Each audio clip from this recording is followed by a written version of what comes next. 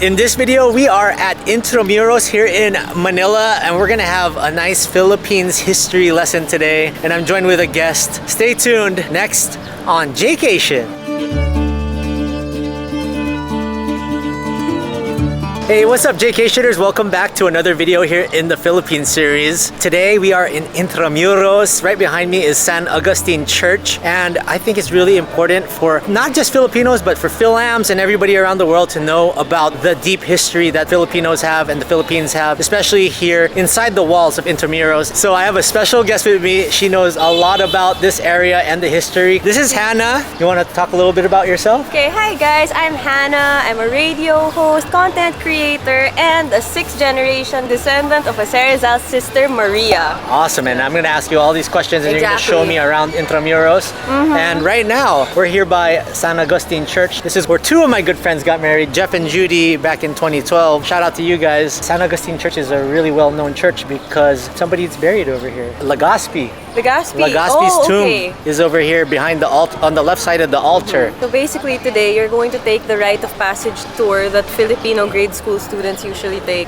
Good, because that's where my brain is at. I'm a Filipino grade school student. So let's go! Just show me around. Thank you. Right. Salamat. So this is the Museo San Agustin and Church and Convent. A little fact about San Agustin Church. When the Japanese were trying to invade and destroy this area, this was one of the only churches that survived. I think it might have only been the only structure that survived.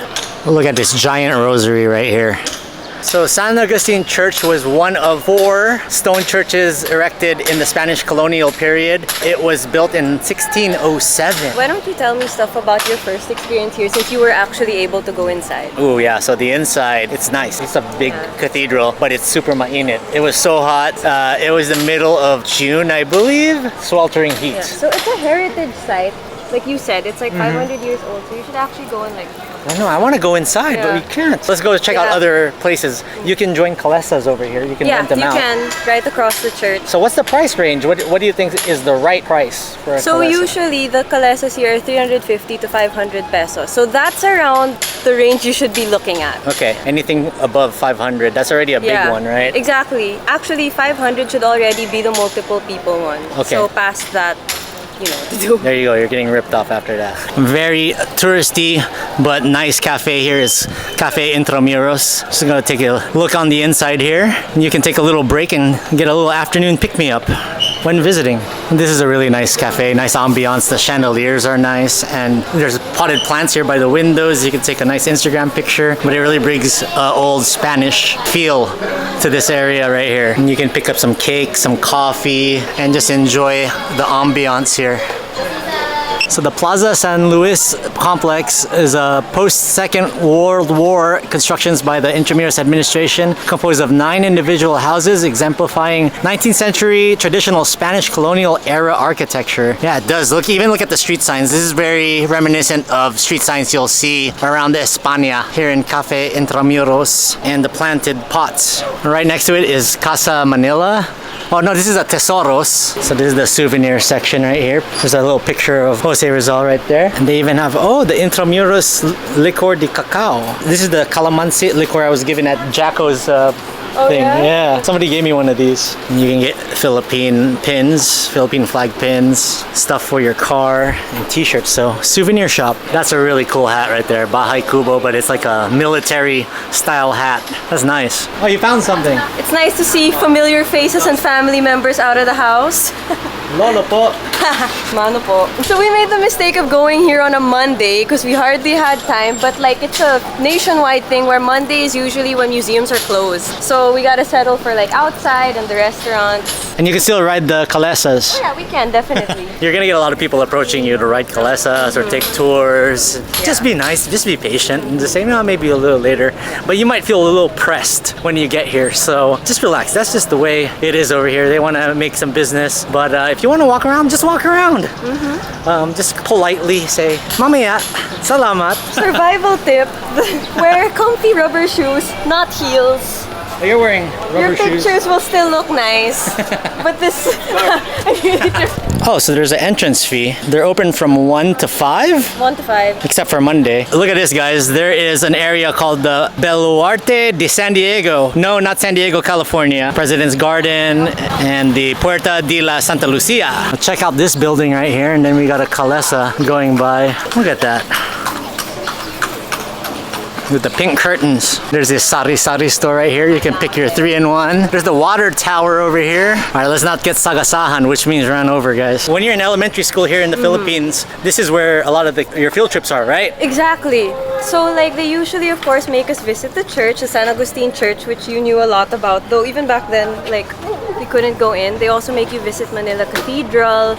And then what we're looking for right now, which is the original Ateneo, where Jose Rizal studied best days of his life or his grade school. As you mentioned earlier, the original Santo Tomas. So that's usually what they show you. And of course, President's Garden. So we're going to a lot of places. Exactly, we are. We're looking for those. And then actually now what I see is they added a lot more cafes. Because like when I did that field trip, still more than 10 years ago, we didn't really have much places to stop to rest. So now there's cafes for you to chill out and cool off, because this is a hotter part of Manila. Exactly. So you're going to get more humidity and it's just going to be sweltering every now and then. So bring an extra shirt, bring your sunblock. Umbrella. We're actually lucky today that the weather's cooperating. Another thing too, you guys, one of the recommended ways to take a tour here, apart from the Calesa, is using the bamboo bike. So the terminal is near San Agustin Church as well. Problem is you need to know how to ride a bike. Yeah. If you don't know how to ride a bike, you ain't got no training wheels. Exactly, but I'm seeing how everybody's having such a good time on it right now. For those of you who watch my channel, sip sip, drip drip. I like this right here. Love ko si Lola at Lolo. So we're in General Luna Real de Palacio, and this is the Manila Cathedral. Hi everyone, so we are here at the Manila Cathedral, which has been through a lot. So unlike San Agustin Church, this one has actually been reconstructed a few times, especially after the war. And if we go inside, I think we're allowed to go inside this time, you will see that its facilities have also been modernized. We've got like a metal detector check over there, LED lights inside. It's fully equipped to have modern day masses. Another thing about the Manila Cathedral is back in 2016, during the Holy Year of Mercy, this was considered a Jubilee door. So you walk through it in the Catholic belief, you walk through it, you say a few prayers, and you receive plenary indulgences and graces. If I'm not mistaken, the same thing was also done a couple of years ago for the 500-year anniversary of Catholicism in the Philippines. So what better place to celebrate that than in Intramuros? I think we can try to go inside since I think it's open this time. It's a church. I'm just happy that the Catholic Church still lets me in. So let's go inside. You won't sizzle upon entry. Yes, don't worry. That's what I was afraid of. Make it a little hotter, but I won't sizzle. Hindi ako susunog. So this was the 1958 3D model. Yeah, it's the current one when it was rebuilt because the Japanese destroyed the one in 1941. I'm sorry, it wasn't 1941, it was 1945. This is how it originally looked. That's like a picture of a Spanish Filipina because you see the Spanish dress. It's a nice mural. She's wearing Filipiniana actually. So it's a Filipiniana with a Spanish bottom. So it's like the convergence of Filipino and Spanish. This is where I need to go. I have a lot of sins. So up there, that's the pulpit. I haven't seen a mass happening here where the priestess used that, but back then, since there were no microphones, no sound systems, the priest would have to climb up there and give his homily from up there so that everyone would be able to hear. So in Noli Me Tangere, there's a scene where Padre Damaso gives a homily that lasted hours, and the imagery was he was up there just going on and ranting. So you can buy souvenirs here, like bracelets, rosaries, here at the Manila Cathedral. But I already got Mom Cation a bunch of rosaries. Is your love tank empty? How did you know how to solve the biggest problem of your life? In 2015, Pope Francis came and visited this cathedral.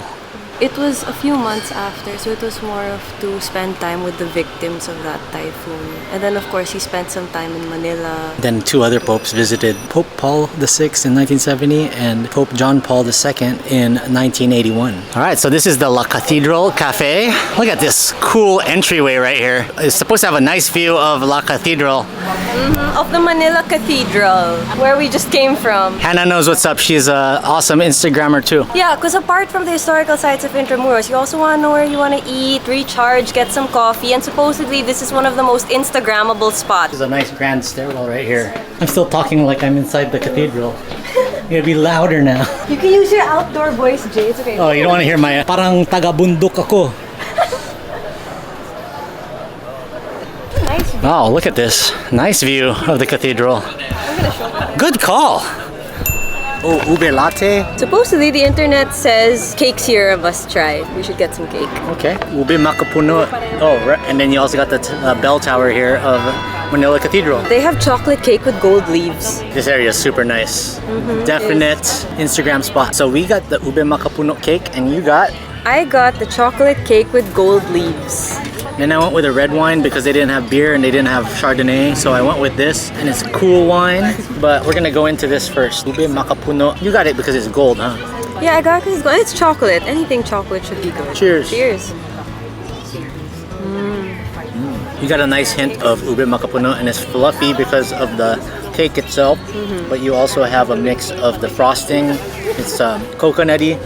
Very reminiscent of a red ribbon cake or Goldilocks. Mine, what I like about it is it's not too sweet. The frosting tastes like frosting, if that makes sense. The chocolate tastes like chocolate, not sugar. So I'm enjoying it and it's very moist, it's not dry. But another thing is we're here on a Monday, so a lot of the things weren't available because they haven't restocked from the weekend rush. So I guess it would be better to come here later in the week so you can try more things as well. Cheers. The word Tagay, when people say Tagay, that's not really Tagalog. That's a different language, right? Dialect, different That's dialect. different dialect. That looks refreshing. It's an iced Belgian chocolate. I know I'm doing chocolate on chocolate, but when am I ever here? It's iced, but it's warm. Touch it. Like touch the bottom and then touch the top. Oh yeah, down the bottom. Yeah, the bottom is very warm. I like how they put the tape and then the word of what it is. Oh, that's kind of funny. That's Philippines for you. Moment of truth. It's good. Like I said earlier, you can actually taste the chocolate and not just sugar. It's good. Because like getting a bit hotter than it was earlier in the day. And I guess because we're on a roof. This rooftop is cool because there's not very many rooftop bars in Intramuros at least. BGC, there are a few. Many. Many. Cash only, no card when you're at this particular cafe. Probably, I'm guessing most places in Intramuros like this, you probably won't have to be able to pay card. So.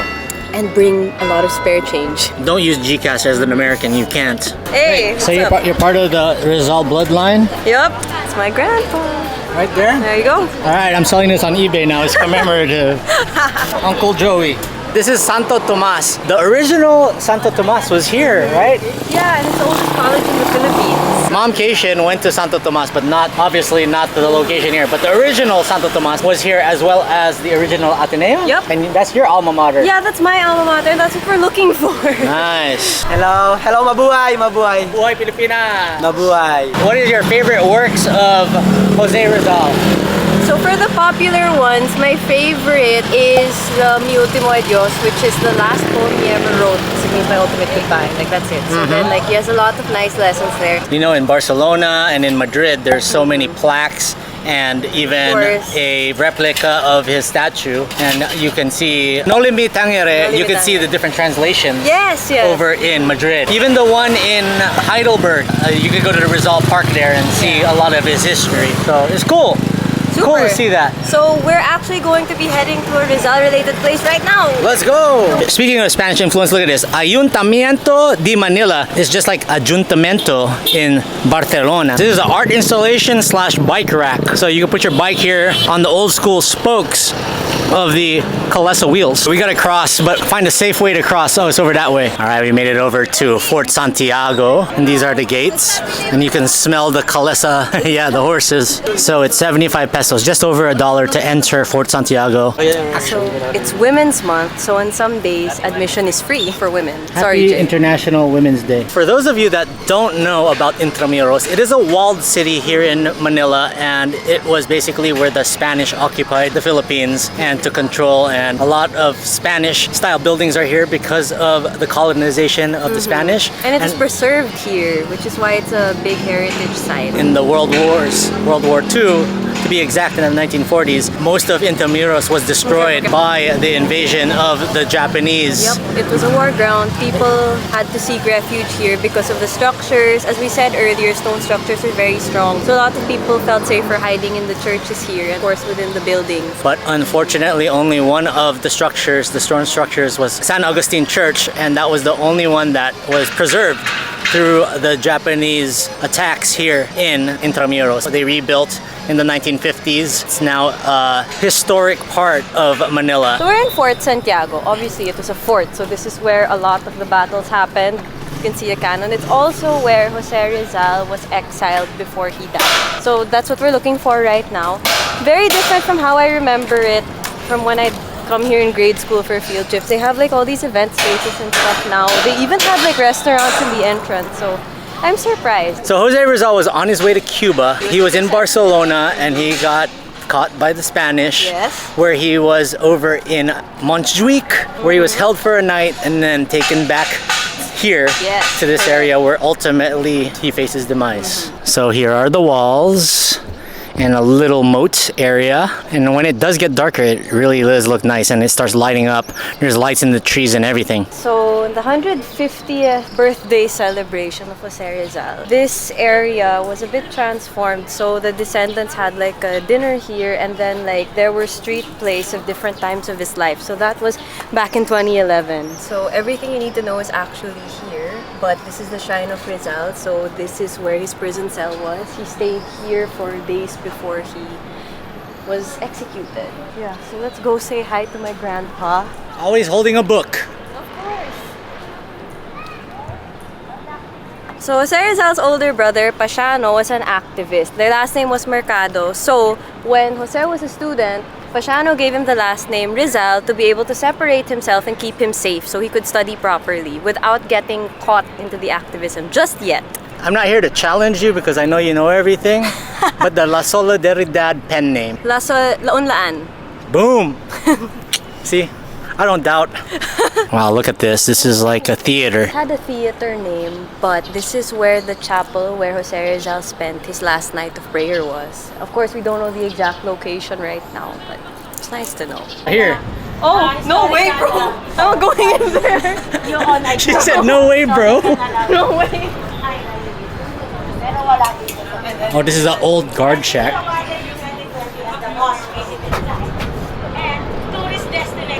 So this is outside the fort. These are the dungeons of Fort Santiago. If you enter the hallowed grounds, please conduct yourselves with dignity and respect at all times, which means don't be like me, so I'm not going in there. The gate of Fort Santiago was built together with the military barracks in 1714, was destroyed by the Battle of Manila in 45. The Intramuros administration restored the gate in 1982. This is the ruins of the American barracks of World War II. Shout out to all the American soldiers who have served for not only America, but the Pilipinas.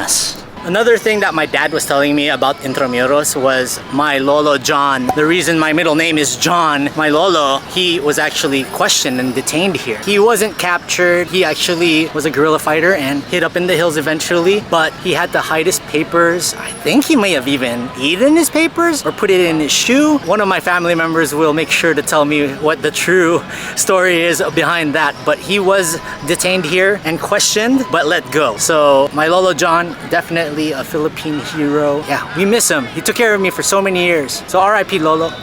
You know, Hannah, I'm thinking of like the butterfly effect. You know, if things didn't go the way they went, right? If my lolo was captured, my dad wouldn't have existed and I wouldn't have existed. Exactly. So like, you really have to appreciate your history and where you come from and how one little thing could have changed history and could have meant you and me not being here right now talking about it. So but I think a while ago you were talking to me also about like family history, and I think there's richness in every family. Like, you don't need to be descended from a national hero to have a hero in your bloodline. Exactly. Everyone's got their own stories. To find out where you came from, you have to go to the source. Do your best to learn about it and walk in your lolo's shoes for the day, or at least be in the area and try to see where he came from. And my lolo was a very strong man, and you know, I got to know him in his older days. Yeah. And as a lolo also. As a lolo, and all he had to do was take care of me, and he was a loving guy. And he even killed a snake Oh, what? behind me. I was 4 years Wow. old. He saved me with a Yeah. spear and he killed a snake while I was watching Sesame Street in his living room. That's quite the story. Lolo John is a Yeah, hero, that's not pretty even in his cool. young days, but in his older Yeah. days too. So these vestidors are located in the Mercadillo, and you can rent them and walk around here. But I'm telling you, it's so hot. Wear your Jordan Clarkson jersey. And this is the Mercadillo. There's churros here, which is a very big Spanish influence. So if you want some of that, you can get some of that. But there's also inuman, not the inuman you're thinking about, guys. So welcome to Luneta Park. This is where my lolo, Sir Rizal, was buried. It's his final resting place, but it was not his first resting place. Originally, he was buried in an unmarked grave in Paco Park, which we did not pass. Eventually, and with the help of the Americans, he was transferred here. This monument was built by a Swiss sculptor whose name escapes me, but yes. Now, earlier I was also telling Jay that usually there are flag raising ceremonies and this big flag over here. Yeah, so last December 30, all of Rizal's groups like the Rizalistas, the Knights of Rizal, the descendants of course, they were all gathered here together with the President, the National Historical Commission of the Philippines, and we all laid wreaths to commemorate his death anniversary and of course his sacrifice. Here's the monument behind me. I think I've said it all, but this was also used as a shield during the Japanese occupation. So this was literally a battleground. Sadly, this is the farthest we can go, but he's buried here. This is also considered Manila's Point Zero. So this is the execution site of Jose Rizal. There's a plaque commemorating him and it's chained off, but there is English and Tagalog plaque here that will talk about it. So it's a common misconception that Jose Rizal was murdered where he's buried. That's not the case. So he was executed here, a few steps away actually from the monument. Now, something that I found out recently actually is allegedly his death didn't only fan the flames of the revolution here in the Philippines, but also neighboring countries such as Indonesia. So here, we were required to study Noli Me Tangere, El Filibusterismo, because those were the books that kind of began the revolution and put it into the hearts and minds of Filipinos. And I was told recently that it's similar in Indonesia. Some schools require you to read the books of Noli Me Tangere and El Filibusterismo, not just because it's Philippine history, but because it also contributed to their revolution. So it's also nice to see how Jose Rizal isn't just a hero in the Philippines, but also a hero abroad. And it also really shows us that his impact doesn't just stay here. Just steps away from serious Philippine history monuments, we got ABBA, Dancing Queen, fountain shows.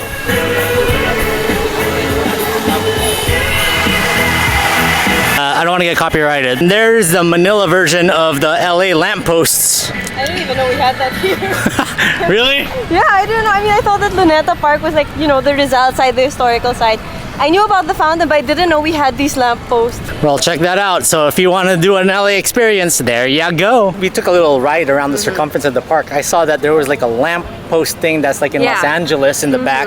And the fountain. The that was fountains very look important. really nice, yeah. Yeah. And you said you're a BTS army, right? Yes. So there's a little BTS show they had there, right? Yeah, so that fountain actually now, they have like lights and music shows there. I think it was around BTS's anniversary last year. They had like a BTS lights and music show at that fountain. So that's something to catch when we're here. And just across the street is the Manila Hotel. I stayed there years ago and I don't know why I ever made it this way. This is the first time I've actually seen the Rizal Monument. Okay, yeah. But I've seen the one in Madrid.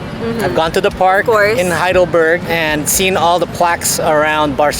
Yeah. So there's a few places that I haven't seen yet, like over in Berlin.